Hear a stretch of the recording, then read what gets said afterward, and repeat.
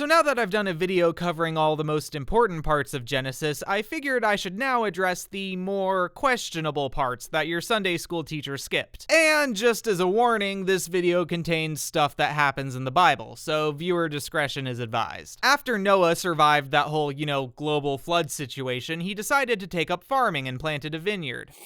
Ugh, this grape juice that I left in a sealed container for 3 weeks tastes kinda weird now. I'll keep drinking it to see if it gets better. Okay, yeah, it got better. And while Noah was naked in a drunken stupor, his son Ham walked in and saw him. And then he went and told his brothers Shem and Japheth. The two of them went to their father with their backs turned so as not to be exposed to his nakedness and covered up his 600-plus-year-old junk. After sobering up, Noah found out that Ham saw him naked and didn't do anything to help. So he put a curse on Ham's son Canaan that he'd be a slave to his brothers and uncles. Which really sucks for Canaan, but at least this passage was never misinterpreted thousands of years later to justify human atrocities. A few centuries later, Abraham, who was actually called Abram at the time but nobody cares, was told by God to take his family down to the land of Canaan's descendants. Sometime after settling there as instructed, there was a famine, so then Abraham went over to Egypt to wait things out. His wife Sarah, who was called Sarai at the time but nobody cares, was such a smoking hot babe that Abraham started to worry someone would kill him in order to take her away. So he told her to pretend to be his sister, thus ensuring his safety. The Pharaoh of Egypt soon caught wind of Sarah's hotness and took her as a wife, giving Abraham a whole bunch of slaves and livestock in exchange. But soon after, God inflicted a plague on the Pharaoh's household as punishment for taking another man's wife. When the Pharaoh found out the cause of his affliction, he gave Sarah back to Abraham and kicked them out of Egypt with all their belongings. Well, that was a bit harsh, but hey, we're pretty rich now, so I guess all's well that ends well, right?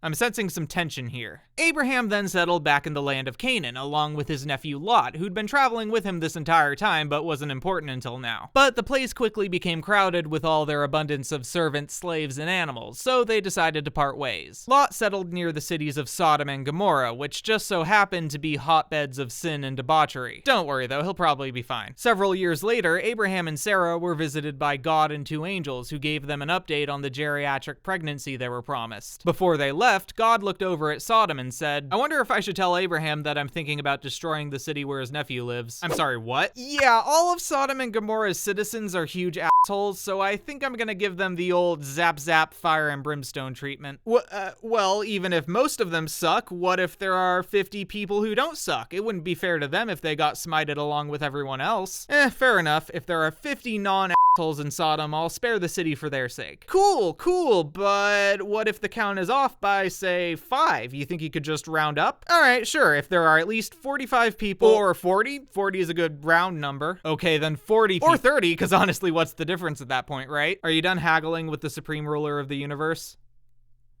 20? 10. Okay, 10, that's the deal. Yes! And so the two angels went over to vibe check Sodom, and they met Lot at the front gates. Lot graciously welcomed the visitors and invited them to stay the night in his home for a decadent feast of flatbread, the ancient equivalent of microwave chicken nuggets. However, they soon got a knock at the door. Hey there, Lot. Oh, hi, entire population of Sodom. What's up? Well, we noticed you have some visitors from out of town, and we were wondering if you could bring them out here so we could all have some fun, if you know what I mean. We're gonna gang rape them. Way to be subtle, Greg. What? I could never subject guests in my household to something so disgusting and horrible. You can have my 2 virgin daughters, though. Huh? What was that? Oh, wow. Listen to Mr. Foreigner come here and judge our cultural customs. The Sodomites attempted to break into Lot's home, but the angels appeared and blinded them all, then took Lot back inside. Well, it turns out everyone here does in fact suck. You should probably take your family and skedaddle before we start smiting the place up. So Lot fled with his wife and daughters to the town of Zoar outside of Sodom, and then God began raining fire down on the 2 cities. Lot's family was instructed not to look back on the destruction. And of course, since this is a Near Eastern myth where someone was told not to turn around, his wife did just that and became a pillar of salt. Once Sodom, Gomorrah, and all their inhabitants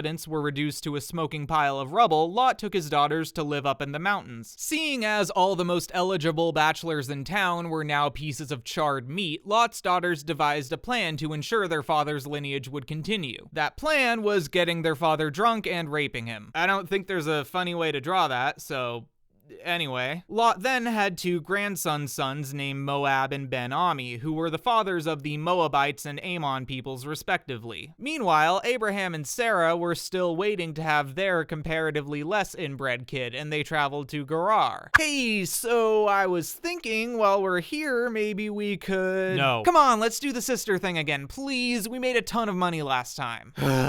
And so Sarah once again posed as Abraham's sister, and King Abimelech took her as a wife. I guess he had a thing for 89-year-old women, no judgment here. But before consummating the marriage, God hit up Abimelech in a dream to tell him he'd been deceived, and that if he liked being alive, he'd better not cuck the father of the Lord's chosen people. And so Abraham was brought before the king. Hey, so what the fuck, dude? I take it a divine messenger has exposed my self-cuckolding? Yeah, care to explain that, man? Cause God has literally shut the cervixes of all my wives and concubines until we sort this out. Well, you see, I technically didn't lie. Sarah's actually my half-sibling on my dad's side. So whenever we go to a new place, I have her say she's my sister, so none of her suitors come after me. It's usually gone pretty well, right, babe?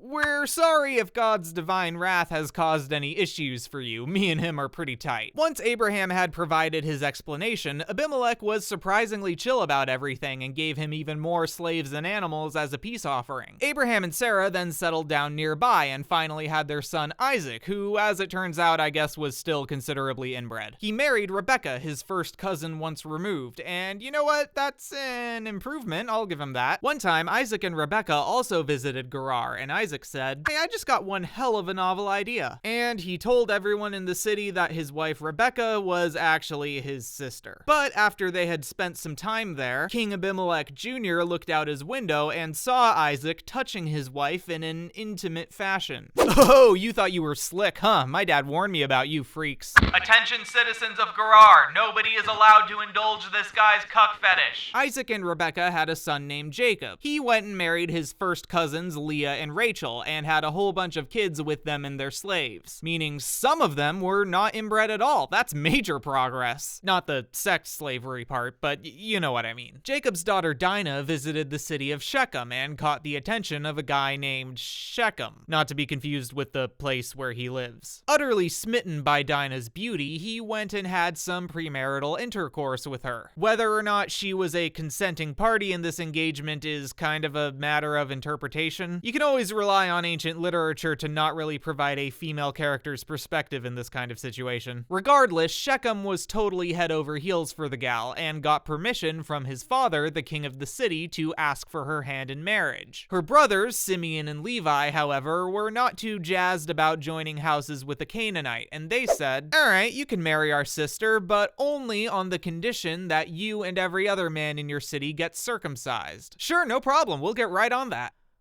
What's circumcising? And 3 days later, while all the men of Shechem were laid up recovering from their little operation, Simeon and Levi took advantage of their vulnerable state to slaughter them and plunder the entire city, and then take their sister back home with them. Thanks for saving me, guys. Or f*** you for killing the man I consensually hooked up with. Whichever interpretation of the text you want to go with. Another one of Jacob's kids was Judah, who married a Canaanite woman and had two completely non-inbred sons named Er, Onan, and Shelah. Yay! Good job, Judah. Er married a woman named Tamar, but he was a huge asshole, so God killed him before he could have any offspring. Judah then told Onan to have kids with Tamar in his brother's place, as was the custom for these situations. Onan, however, didn't want to have to raise kids that wouldn't technically be considered his, so he spilled his seed on the ground whenever he did the nasty with Tamar. And so God smote him too for shirking his brotherly duty. Judah then promised Tamar that she could marry his last remaining son, Shelah, once the boy came of age. But as time passed by, Judah never made good on that promise, and Tamar got impatient. So she devised a scheme. Tamar disguised herself as a prostitute and seduced Judah. He didn't have any money to pay her up front, so he gave her his staff and signet ring to hold on to in the meantime. The next day, Judah sent over a servant with money, but the woman was nowhere to be found. Months later, Judah found out that Tamar was pregnant and set to burning her to death for her promiscuity. But then she brought out his staff and ring, claiming they belonged to the father of her child. And now, thoroughly humbled, Judah let her go free. But hey, at least he got two more non-inbred kids out of the ordeal. This guy's on a roll.